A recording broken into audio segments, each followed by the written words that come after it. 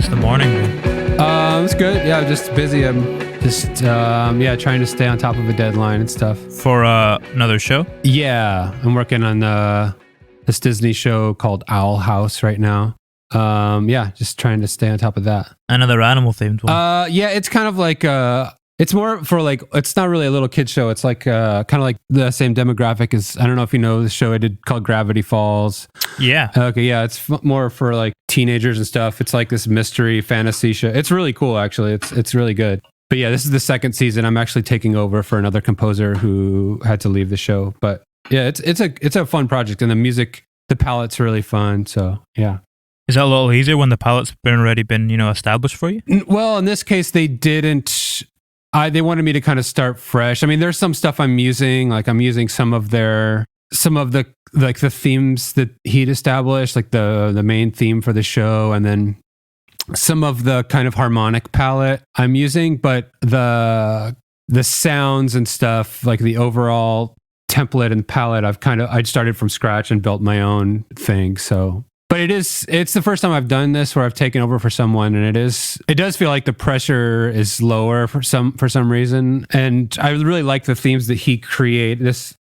TJ, I'm trying to remember his name, TJ Hill, I think. Let me just look that up. Yeah, TJ Hill, that he created in the first season. So it's fun to work with that. I guess is it a tough balance between you want to make it your own, but you also kind of want to maintain some of the niceties of the palette that he's already established? I didn't worry too much about either of those things, to be honest. I kind of just went into it, and I mean, they had things that they wanted, but they didn't really ask me to adhere to the season 1 palette. I don't know. I didn't really think about it in those terms very much. I kind of just went in, and I also didn't have a lot of time. So I just started working, and it felt like immediately comfortable, and I like immediately fell into a harmonic and a sound palette that I thought was like cool and sophisticated and was fun it was just fun to make it. So I didn't really think about it too much in those terms. I just started working on it, and it felt kind of good, which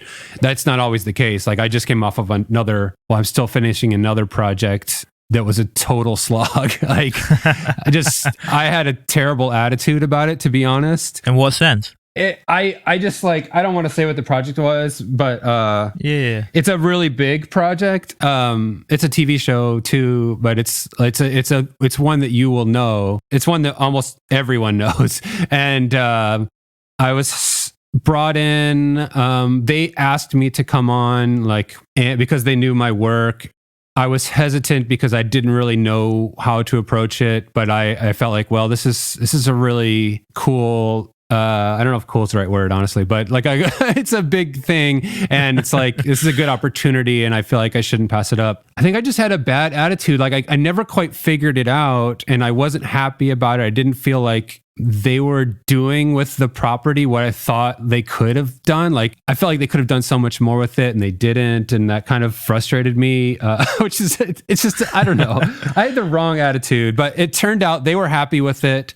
I think what I did was okay, not great, but I think it'll be fine. It's just, I don't know. I don't know. I've been doing this a long time, and I also was like kind of before this project, I was kind of ready to take a break because I've been doing this music for animation for a long time, like really hardcore, like just taking everything and working crazy hours. And I was ready to take a break and just work on my own music. And these projects came up, and I was like, well, I really should take these because it's a great opportunity. And Owl House is a really cool project. I was excited to do that. But so also in my mind, I was like, man, I could be working on my own music right now. It's just, I don't know. I just had a really bad attitude the whole time. But do you learn anything from it? Do you think? Have you managed to take a lesson from it? From that one, every project I do, I learn in the sense of it's like building muscle memory and building, like building muscle, like just the sheer repetition and the volume of music you need to create.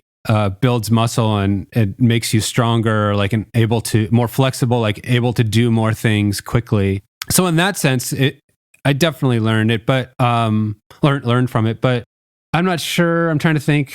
I don't know. I mean, I already knew this about myself, but I learned that if you go into something with the wrong attitude, it's not going to be a fun. But that's happened to me in the past before too. I'm totally often victim to a negative mindset, like where I'm thinking about what I could be doing rather than what I am doing. I don't know. And that was the same thing. And not being like grateful for what I'm working on. Like I have a hugely privileged position to be working on this stuff. And sometimes I'm just like, I could be, I don't know, writing a pop song right now or something, I've been doing it for so long. Like I'm really lucky to be doing it. And I really, have a lot of gratitude about it. And it sounds like I don't, but I don't know if I answered your question. I sound like such a jerk right now. No. You were saying when you took it on, though, that you intellectualized it in your mind as this is a really good opportunity and something I should do. Did it feel right in your gut, though, when you took it on? No, and I don't know. I have this Protestant work ethic thing from, I don't know, growing up in like this family where work is like the working hard because you need to work hard is the thing. It's like so I don't often feel, I don't know, just like psychologically, I don't allow myself to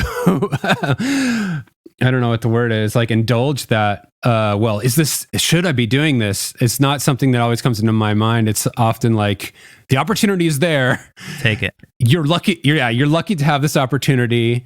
There are a lot of people who don't have this opportunity. You fucking better do it. I don't know if I can swear, but you know what I mean? It's like, so, and I'm trying to say no more and make more space in my life to do things that do feel like the things I should be doing. I mean, this new Disney, that was one thing where it's like, this is really cool. And I should definitely do this. I mean, career wise and because it's cool and fun. But yeah, I've done a lot of things in the past where it's like, I don't know. I think about that occasionally. Like maybe what if I would have for the past, 15 years or whatever, just stuck to my artistic guns and only done things that, in my gut told me were like, really cool. And then I'm like, well, I probably wouldn't have a house right now. I probably wouldn't have financial security. So I don't know. I have a complicated relationship with those things, like psychologically. I think I don't have a lot of our artistic integrity. If that's what you're getting at. Do you think if you'd been in the other position, though, when you had followed that kind of gut, you would then be thinking, I wish I'd gone and done the kind of composing for cartoon stuff when that opportunity arose? Do you think whatever you do, you're kind of going to be cursed by wandering? Yeah, the grass is always greener type thing. Yeah. It's tough. I've been talking a lot with I have a new friend who we've been working on some stuff together. He's a producer and songwriter, more in the pop realm, and a publisher as well. And there was a big Disney project he was up for, I don't know, a while ago, and he turned it down because because he didn't realize that those shows they take your publishing, right? Anyways, so he turned it down because of that, and I was like, well, man, that's just kind of that's the way it goes with these things. You give up your publishing side, but you still you do really well because, they shows... You're going to get a lot off the back of it. Yeah. I was talking about what I do, and I don't know, after we kind of talked through it, he was like, wow, I didn't, I should have taken that. And I think I was in a similar position when I first started out, like kind of looking at all this stuff skeptically, but I kind of didn't have a choice. And I was like, all right, I just have to do this stuff. And I'm super grateful for the career I've had, and it's been really, really gratifying and exciting. But yeah, I don't know. Yeah, the grass. I guess the other part of that is like throughout my career, the thing I wanted to do from the beginning was be a pop producer, and so he's kind of been doing the thing I wanted to do. And I don't know. I after talking with him about it, it's made me feel like better about the decision I made. It's like, I actually did well with this. And, if I tried to be a pop producer and really stuck to my guns, like, who knows if I would have done well, but I did well at this. So that gives me other opportunities. I don't know. You kind of started off in a pop background though, didn't you? I mean, you were working with, was it the Dust Brothers? Well, yeah, I was an so I went to the school called Cal Arts, the California Institute of the Arts, which is, this really cool school out here. I met a friend there who had a band. I joined their band. One of those band members was an assistant to one of the Dust Brothers, and I inherited that job. So yeah, I was an assistant to one of the Dust Brothers, John King. This was like around 2004 to 2007, maybe. Yeah, he was doing, when I was working for him, we did Beck's Guero. I did like a remix for that album, and then one of the things I would do for John King, the Dust Brothers guy, was I would just like sit around and pull samples from his record collection and just made this huge sample library for him. And they used a lot of the stuff I had sampled for that album, which is cool. I think I'm credited as sound designer on that album, which is really funny. But yeah, he also did, we did Tenacious D, Pick of Destiny movie, and I got to write a bunch of music for that movie, which was exciting. And what else we did? A lot of commercials and stuff and some TV stuff. That I took that job with the idea, that I wanted to be a kind of a pop songwriter and producer. That was a good experience. That was like another, so funny, another situation where when I had that job, I was like such a grumpy brat, like just like, like, what am I doing here? Like writing, just like, I don't know, like, I have a graduate degree in composition. What am I doing here? Like, like just like slumming it. Because, sometimes I get to write music for stuff, but most of the time it's like, take this to UPS, like figure out why my toilet's clogged, all kinds of stuff. And that's just the job, that's how you get your foot in the door. And I just was, entitled and a brat. And in retrospect, it was a great place to start. I was just impatient about my career, Do you find your view kind of often changes in retrospect when you look back like that on periods in your life?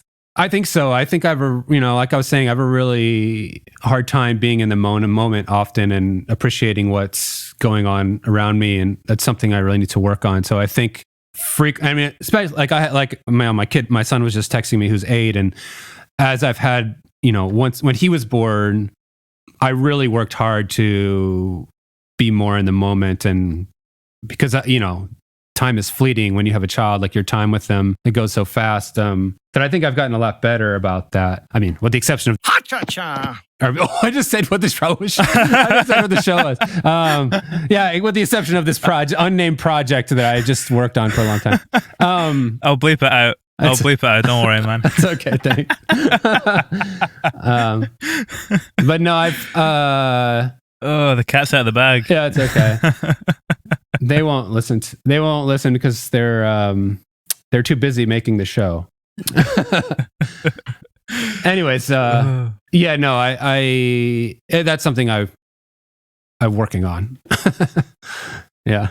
Has having a child kind of changed your perception on other things as well? Like what you're saying there about how it's kind of taught you to, live in the moment. Is there anything else that it's kind of profoundly impacted your working life in that way and your perception of things? Yeah. I mean, it's such a cliche, but it really, for me, it was like, it's the best thing that's happened to me, not just because I, love this person so much and care about them so much. It's like, there's so many things in my life that changed for the better just because they had to. And I wasn't like a hugely dysfunctional person or something. It's just like something as simple as like, now I wake up in the morning instead of waking up in the afternoon. And like, I love that, that's so much better. And, I eat differently. I exercise more. Like I take care of myself better.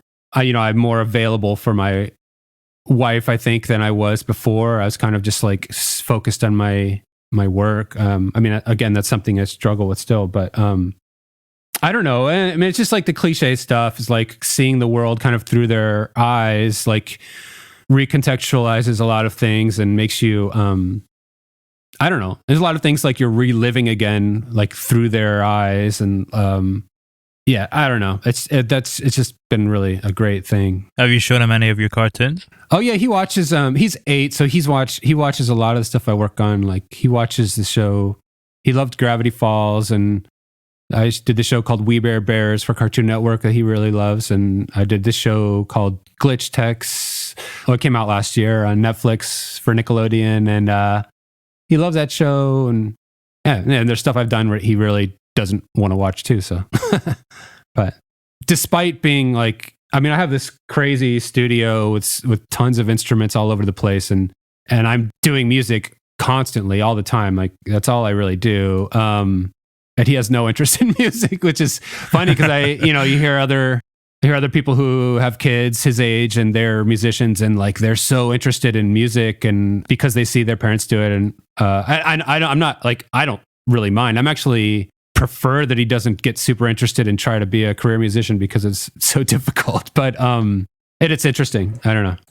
Yeah, he hasn't caught the bug. Maybe he will later. How old were you when you first got into it, though? Would you have been a little bit kind of teenage years, or were you into it at his age? I took piano lessons when I was younger. I think I was always a little interested in music, but I didn't really get into it. Maybe when I was, I think 10, I started playing in like school band, and I got a drum set and started playing in bands and stuff. A little bit after that, but yeah, that's about when I got really interested. 10, 11, 12, around then. But it's funny because a little while back when we were talking about work ethic, I think you used the phrase Protestant work ethic, and you were in, was it not like Christian heavy metal bands growing up as well? Yeah, that's true. I don't know where you pulled that fact from, but that's yeah, that's like my teenage and adolescent years were, we're playing in mostly Christian rock and heavy metal bands and stuff. Mostly listening to like Christian rock music and being afraid to listen to like secular music. Though I did like a lot of, I remember loving like Guns N' Roses and like Nirvana when Nirvana came out, and Metallica and stuff, but mostly listening to like Christian rock bands and Fugazi. Like I was really into Fugazi when I was in high school, and a lot of stuff. But yeah, I was really into like the Christian rock scene. Like in the summers, we would go to this big Christian music festival in central Illinois called Cornerstone, and which was like just the funnest thing ever when I was that age. Like, because they had a big skate ramp, and so I'd skate and like watch all these Christian. I don't know. It was just a really fun vibe. Yeah, that's kind of what I was into until like I went to college and got corrupted. Like CalArts. Yeah, I did an undergrad degree in Denver, University of Denver. And that was before CalArts. And yeah, I went to a jazz program as a drummer and was like just kind of crushed because, I came from a small town. I played drums like and percussion. And I think I barely got into this school, which was a pretty serious like conservatory program, because they didn't have any other drummers. And then I got into this school and was thrown into all of the big ensembles, because there was no one else like their big band, which was like this kind of prestigious ensemble at the school, and was not equipped for that at all. Because I'd played drums, but I hadn't really studied. Like most people who go to these places, they have taken lessons and gotten their chops together, and I really was not ready. So I kind of like, it was a very crushing experience to like this first year. Sorry, you didn't ask for any of this, but maybe it's useful to someone. But yeah, I'm enjoying it. Okay, thanks. Yeah, I was in all these ensembles, and then the second year, like another drummer showed up, and it was like, cool, like I have another drummer to talk to, but also this person actually could play. So I was demoted to all like the beginner ensembles because I was not ready. And then more drummer, like the subsequent years, more drummers would show up, and I would never really. I was getting better and better, but the people who were coming in were actually like very talented drummers. And it was like, okay, all right, I see what's going on here. Like I have some talent at this, but I'm never going to be like, I'd wanted to be like a studio drummer or something. It's like, that's not happening. It was crushing, but at the same time, like through that, I don't know. At some point I discovered this magazine called The Wire. Do you know that magazine? It's like an experimental music magazine. Yeah, I think it's from the UK.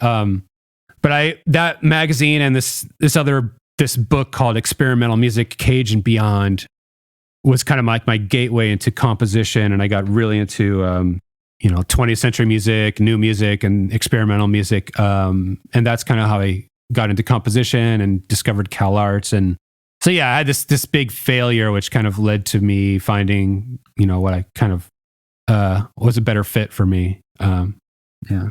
It kind of sounds a bit like, have you ever seen Whiplash? It was so much like, when I saw that movie, it was like, I lived that. I mean, the band leader was very similar to my teacher. Like, he never threw a chair at me. It was like, legend in the school that he had actually chilled out recently and no longer threw chairs at people. But he, he would curse at me. He would snap in my face. Like, the not my tempo thing was like a real thing for me. It just like, that movie was so close to my experience. It's insane.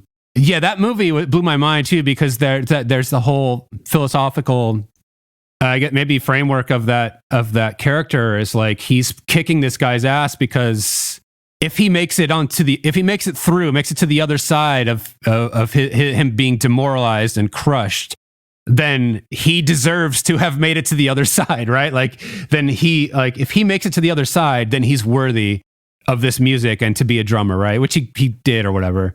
And I realized, like, I didn't make it to the other side. Like, I was crushed and I didn't pass the gates or whatever, and that was like, it worked. Like, being crushed by this educator, I think I still have some psychological damage from it, but like, career wise and, as a musician, I took the right lesson. It was like, or I took the right thing away from it, which was like, I'm not a jazz drummer. I'm not a studio drummer. And I was working pretty hard, like trying to develop my skills. And so, I don't know. Yeah, that movie was poignant for me.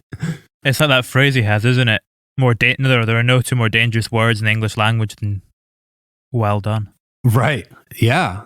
Is there an element of truth in that? I think so. And that's like, there were times when I was given compliments when I was when I was going through that program, and they did kind of buoy my spirits and push me forwards. So I think, it's like anything, there needs to be some moderation. You can't totally have your soul crushed, but, I don't know. Yeah, that's a good question. I think about a lot of that with parenting as well. It's like, you need to give your child encouragement and keep them interested, not like give them enough positivity that they want to keep trying. But it's really important to teach them a good work ethic. And that balance is really tricky.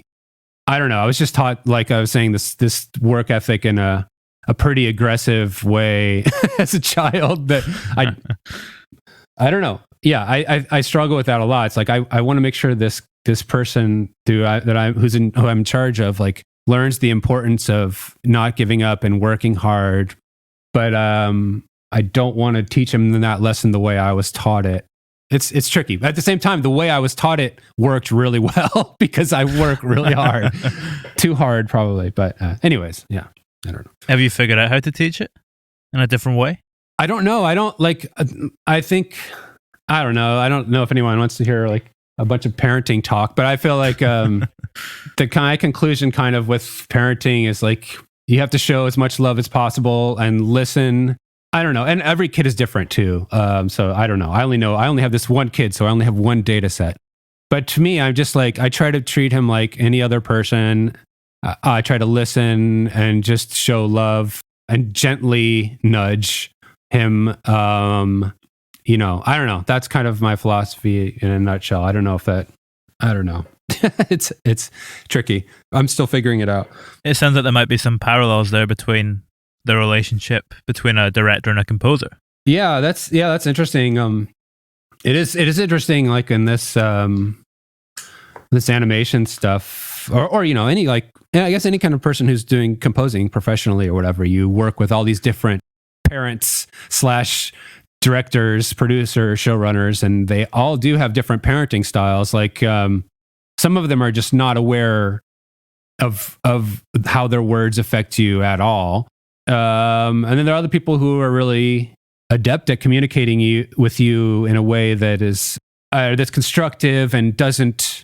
Yeah, I actually, like, sometimes when I work with other composers, like sometimes I'll collaborate with composers, and I'll need to give them feedback, and I'll realize that I'm doing it in a way that's not the way I want to receive feedback. like I mean, I learned this lesson, and now I think I'm pretty good at it. I hope, but it's important to say something positive first, and then frame your constructive criticism in a positive way, because creatives, are very sensitive, and I don't know, if I get a bunch of notes and there are no like on Owl House, Dana Terrace, the creator, is so good at giving notes. Like she compliments the things she likes, and the things she doesn't like, she never says like, this is totally wrong. Like it's always like, let's try it this way. It's always the way. It's the way you say things. But that's an interesting parallel, parenting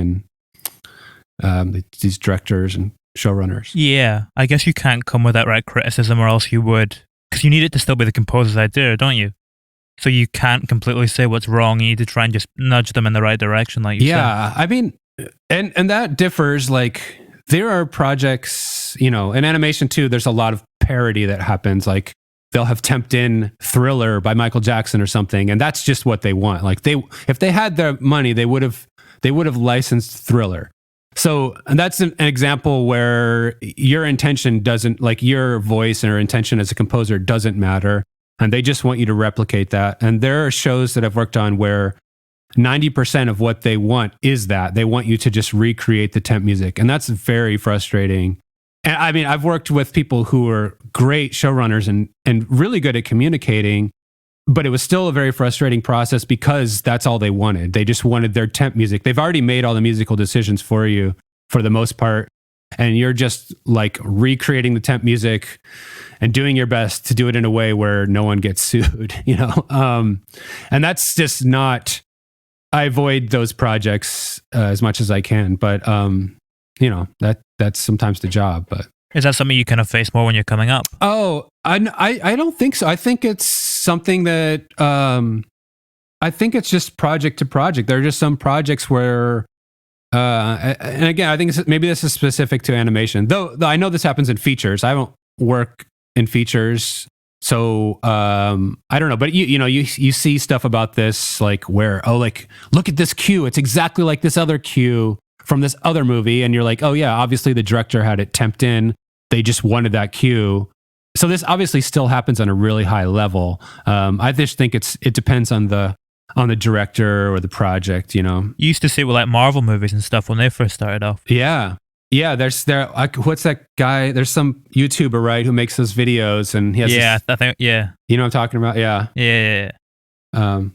Yeah. It's interesting. It kind of, because you wouldn't notice it when you were watching it, but I think it almost gives the film a slight flatness when it's something that you heard before. A lot of these modern scores are kind of homogenous, right? And I wonder if it's just I don't work in that medium like at all, so I don't know. I know I have a sense of what the workflow is like and stuff, but I wonder if it's the actual process that makes it like that, and the way they temp in stuff. And I agree, though. I think it does it leads to a kind of flatness. Can it ever be tough to find a balance like that in your own work when it comes to, if we think about something like Gravity Falls, where you'll use various kind of recurring themes, but also bring in new music quite late on in the series? Is it a difficult balance to kind of find between something fresh and something that's going to trigger a familiar feeling? Because you can't really go one way too far or the other, or else it won't sit right. Again, I think it depends on maybe how much room the showrunner gives you to be creative and kind of stretch your wings, I do think that having strong thematic material to work with, in my experience, has been really helpful. And I find once I have that, sometimes it helps me be more creative, because you have this foundation, like just having a strong melody, like, I don't know, whatever, say the Imperial March or something, like by, first from Star Wars, like you have a strong theme like that, you can do so much with it. Like you don't have to, as you're composing, like you get to your next Darth Vader scene, you don't have to worry about coming up with a theme again. You already have a good theme, and you can bend it and tweak it and shape it to any theme or any like kind of scenario you have, it like takes it's part of the process is already done. Like you have your melodic material, and now you can use that you can reshape that to fit your scene. So you're not like starting from scratch. And I find that really, like, I don't know, that's really helpful to me, if that makes sense. Does it make it easier to use it like as a narrative device as well? Like you referenced the Imperial March there. I think to kind of use that as an example, as a part in Revenge of the Sith, where before he's turned into Darth Vader, you kind of hear shades of that starting to creep into Anakin's music. And the score takes on like a storytelling device now that you've got that. Yeah, totally. Like, that's such a powerful thing, right? Being able to manipulate that musical material to tell the story. It's like, it seemed like when you think about it, it's like, man, that must be hard to do that. Like, to take this one melody and then make it fit all these different scenarios. I'm just thinking like, I don't know. But as a composer, it's like, it's pretty easy to do that. Like to take one melody and shape it to these different emotions or scenarios. And it's super powerful narratively, I think. And Gravity Falls, actually, like Alex Hirsch, the creator of that show, he only let me use the theme song melody maybe like 3 or 4 times through the whole series, because he knew how potent it was to use that. He wouldn't let me like weave it in. I would still like kind of refer to it obliquely, but he really wanted to save that, like stating that theme overtly for really important, whatever plot or structure, just big moments. And that was a powerful move. I felt like it really, it's like when you hear it, like, oh my God, that's the theme. Like I haven't heard it in 20 episodes or whatever. I don't know, but on this show Owl House that I'm working on, like I use the theme constantly. I like everything is imbued with like the kind of like harmonic language of the theme. And I think that, and it's a pretty specific language. It's Lydian and mostly some harmonic minor. And then, but it's such a like distinct and recognizable flavor that using it a lot creates this continuity, like sonic continuity. So in the context for that show in particular, it works really well to me to use this thematic material a lot. But yeah, it just depends on the show. But I think, yeah, to answer your original question, I think actually having this consistent melodic, thematic material is more freeing than constraining as you move through a theory or through a series. But for me, yeah. Do you remember when you made that discovery? I'm trying to think. It might have been on Gravity Falls, or maybe after that. I don't know. I feel like that was only like the 3rd show I'd done, so I hadn't done a ton of work at that point. I don't know. Maybe somewhere like later in that show. Or maybe I was working on another show when I didn't have that theme or have like a theme to work with. I felt like maybe I was struggling because I didn't have, like, I felt like I was starting from scratch with each cue because I didn't have like thematic material to fall back on. And sometimes it is like, I do remember early on, like, and even now if I'm starting a project, it is stressful when someone's like, we want a theme for this character. I think I'm pretty good at writing themes, but it stresses me out. Like when this theme doesn't exist yet, like the idea of coming up with a new theme or a palette for someone, like that does.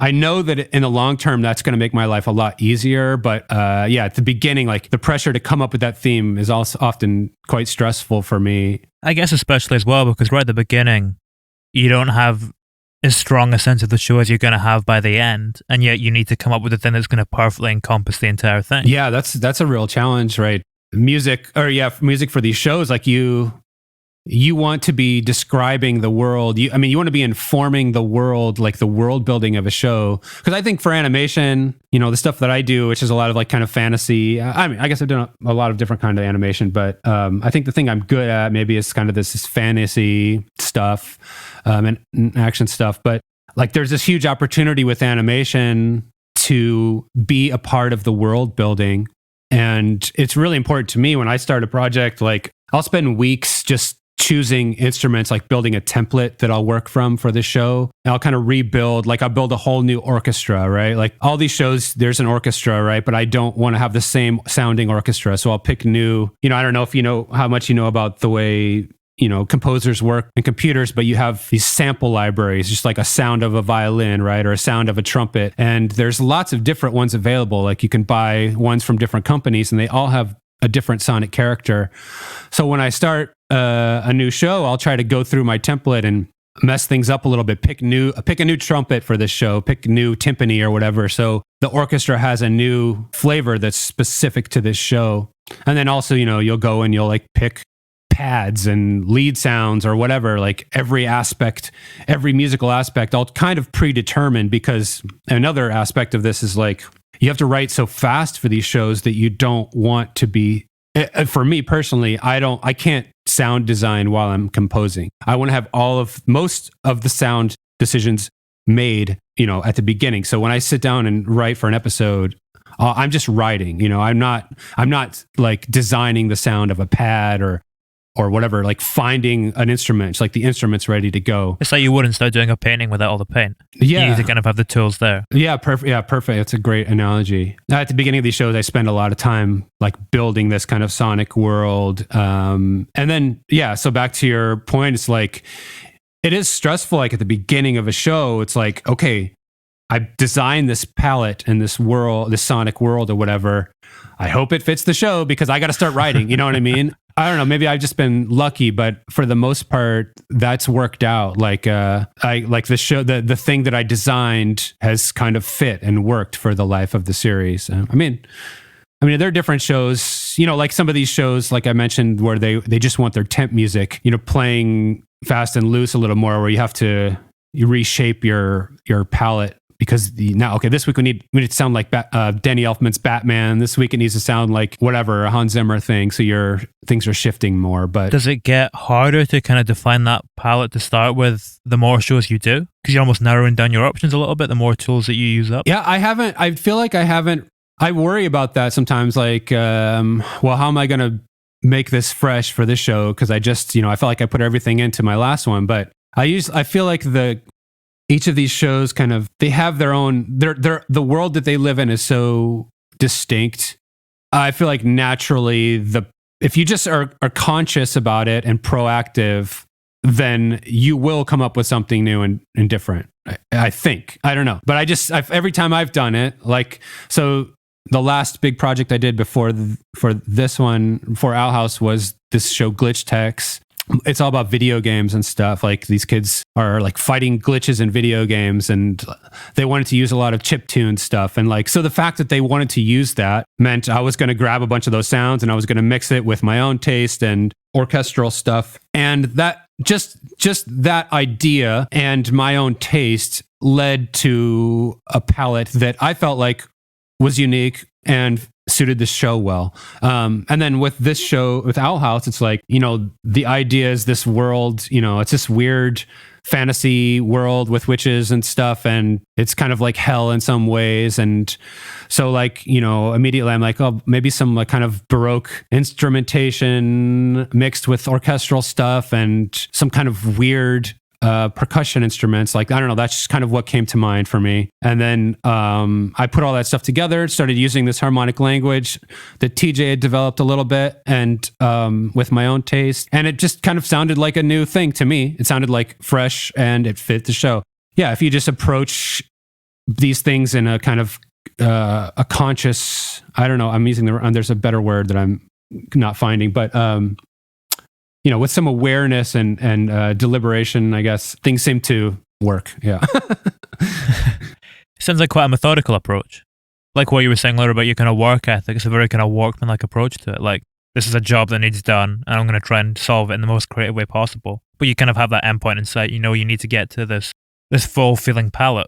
Yeah. Yeah, definitely. I mean, and I think with this type of work, you have to approach it that way. At least for me, I have to work, because there's so much work to be done in a small period of time. Like you're writing I'm only working on one show at a time now. I'm not correct. Like there was a time when I was working on like 5 shows at once and losing my mind. 5? Yeah. There was a time when they weren't all happening at exactly the same time, but they were overlapping. And, but I was writing, I don't know, like I was responsible for writing maybe 40 minutes of music a week or something like that, which is insane. It's like, and it needs to be delivered too. It's like not just writing it, then sending it to someone to finish. It's like this is finished mixed music. These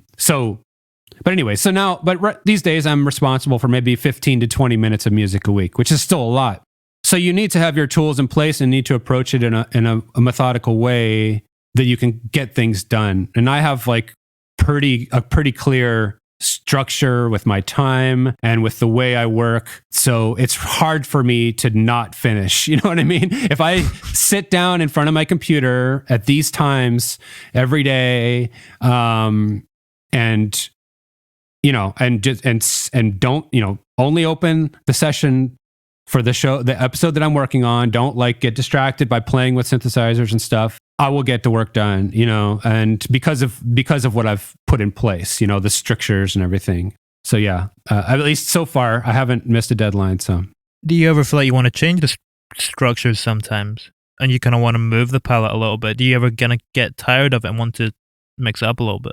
And if so, how do you kind of do that in an organic way? I mean, there are times like where I feel like the show I was talking about at the beginning, the show that should not be named. Like I never felt like I found it. I think the showrunners were happy with what we ended up with. They never seemed to be second guessing it, but I never felt like I found it. So I was throughout that process, like trying different things, and I would try something new and they'd be like, oh, this doesn't sound like what you've done. Can you go back? And so I just have to revert back to there's a couple sounds that were kind of signature sounds. But I just never felt like it was strong enough. So yeah, maybe I'll try to maybe change the orchestration a little bit, like change some of the articulations. Like sometimes there'll be like a specific articulation, like, I don't know, string pizzicato or something. Like maybe that's something, I don't know, that's frequently I have trouble getting the way I like it.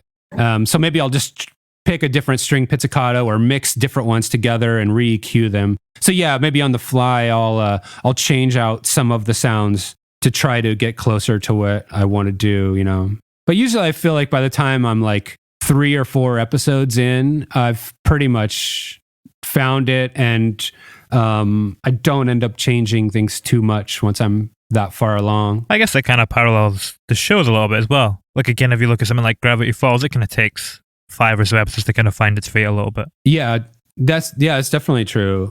Yeah, you notice you even see the animation change in a show over time, or the way they light things. It gets more sophisticated sometimes over the course of a show or something. Has a little bit more of a pop. Yeah.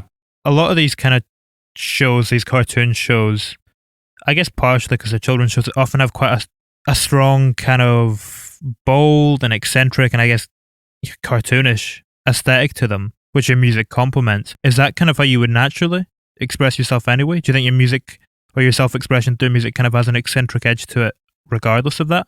Or is it something that's purely coming from writing for the show? I don't know. Whenever, if I try to make a middle of the road pop song, it never sounds right. It never sounds like a normal pop song. It sounds like my own thing. Like I sent some music to a friend the other day that was like, I'm really into reggaeton and I made like some reggaeton songs for this project, and I sent them to this friend, and he was saying like, and I thought they were just like straight up normal reggaeton songs. And he was like, these sound so like different and unique. They sound like really different than other. And I was like, I thought they were just normal reggaeton songs. So I think just because part of it is because I feel like I don't know. I don't feel like I have the same skill set as other people. Like I'm kind of not good at any instrument. I can play everything a little bit, and I'm like kind of figuring it out. I still feel like I'm figuring it out a lot of the times. Like I don't feel like a master at all. So maybe that's part of it, is like there's like a naivete or something that I'm bringing to it. But I don't know. And like the music, I mean, the only music that I've released that was like my own was like my band from 15 years ago, this band called the Mae Shi, and I mean that was a group project, but that music's pretty weird, and it has some pop elements, but it's pretty weird. That's not, if I made music for myself right now, that's not what I would make, but that's the only example I have to point to. You can kind of see some of it carrying through though. Like it was quite jam-packed as well, with different ideas, in the same way that a cartoon score is quite often kind of overflowing with energy and excitement. Yeah, the kind of energy of that music is well suited to a cartoon, frantic cartoon vibe. Do you ever listen to the music when you're composing it without the picture on?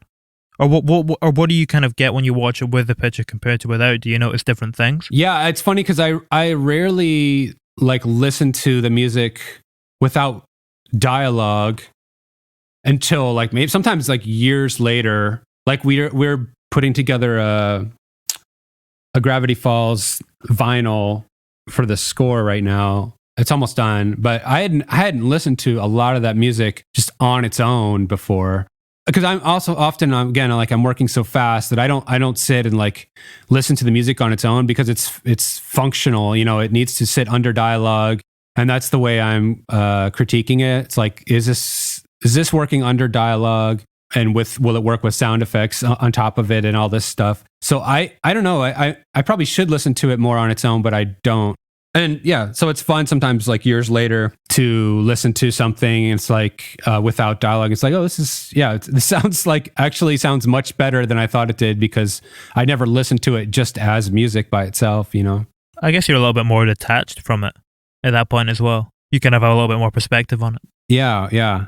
It's frustrating, like, to go back and listen to something you did 10 years ago, or maybe like, I don't know, like something I did for, I don't know, whatever, like at the beginning of We Bear Bears or Gravity Falls or something. And like, wow, that sounds really good. I don't know how I made that. And I think it's much better than anything I could do now. You know, it's like, I thought I had improved a lot and learned all these new things, but really, you know, what I was doing back then was at least as good as what I'm doing now. I haven't really progressed. Yeah. What's going on there? Why do you think that is? Because you've obviously grown as a musician and a producer in the meantime. Yeah, I think part of it is just like some kind of weird confirmation bias, or just weird or bias towards what you're, you know, bias away from what you're working on now, like anti-recency bias or something. Like the thing you're working on now, there's no way that it's good, because you can't be objective about it because you're too engaged in it. And then so you're looking at something from afar that feels like it's not yours anymore. It's like you're going to perceive it as being better.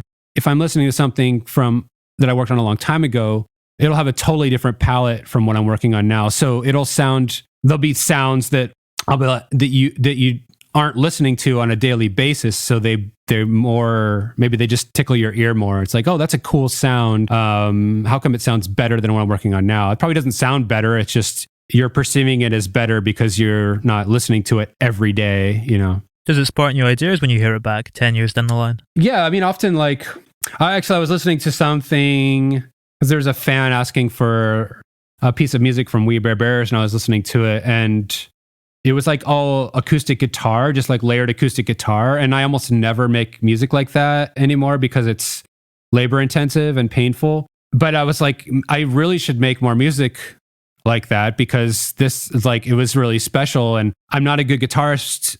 So when I sit and record music like that, I get very focused, and I'm not good at the instrument. So I have like my own kind of touch or whatever that's kind of crappy, but it's got its own thing. And it's like, I should be making music like that more, and using that aspect of my my oeuvre or my skill set, you know, like. So yeah, sometimes I'll remember stuff like different ways to make music, or different instruments or approaches that I've kind of abandoned, and like, oh, I should go back to that, you know.